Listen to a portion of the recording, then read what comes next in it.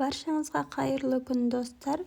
Алда келе жатқан ғарышкерлер күніне арнап осындай жай ғана коробкада және воздушный пластилиннің көмегімен осындай өте әдемі ғарышкерлер күніне арналған көрнекілік жасап шығаратын боламыз.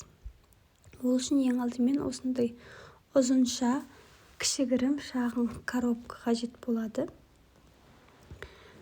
Осы ұзынша коробкамыздың артық жерлерін канцелярский нождың көмегімен қиып алып тастайтын боламыз.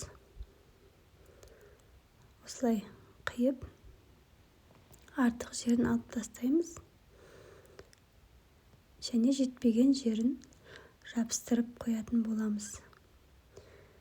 Жан-жағының барлығы жабық, тек алда ашық болу үшін мен коробкамыздың алдынан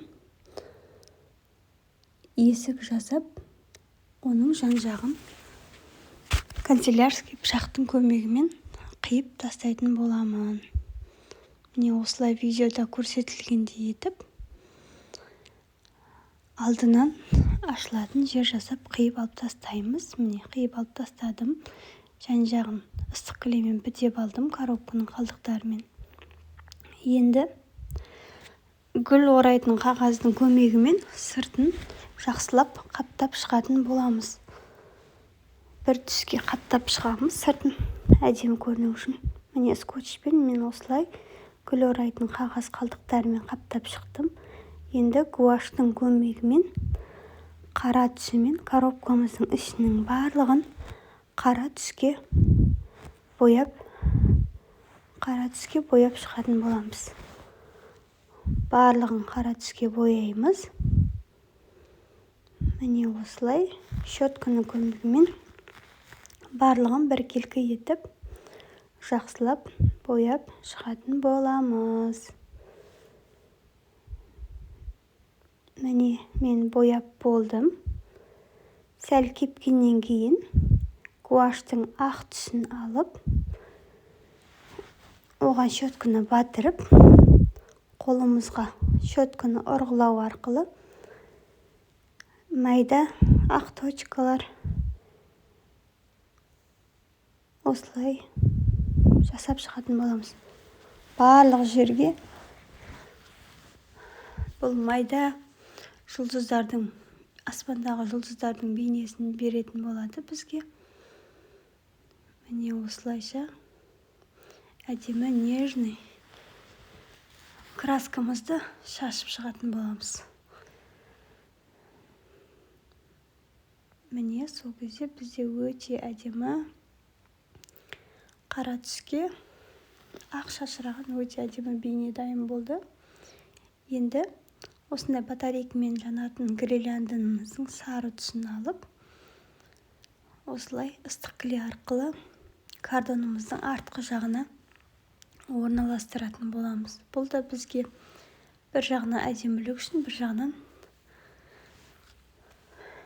жұлдыздардың бейнесін беретін болады. Осындай балалар ойнайтын кішкене сары допты аламыз. Сосын осындай 100 теңгелік батарейкамен жанатын свечаны алып, осылай күннің бейнесін беретін боламыз.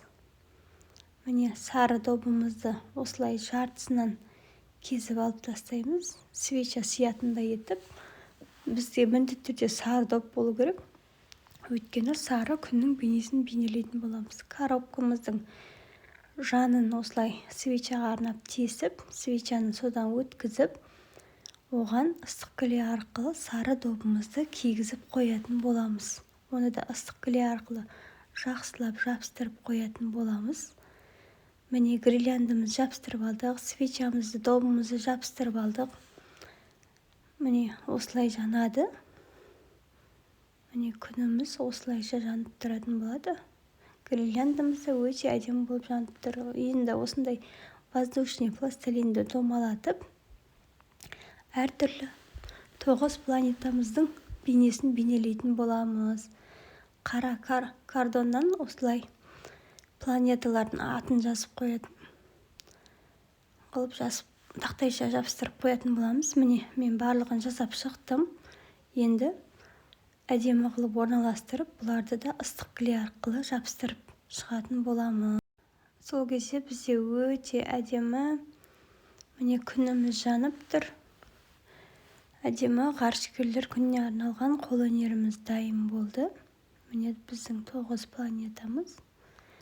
Алдындағы қара тақтайшаларға штрихпен жазып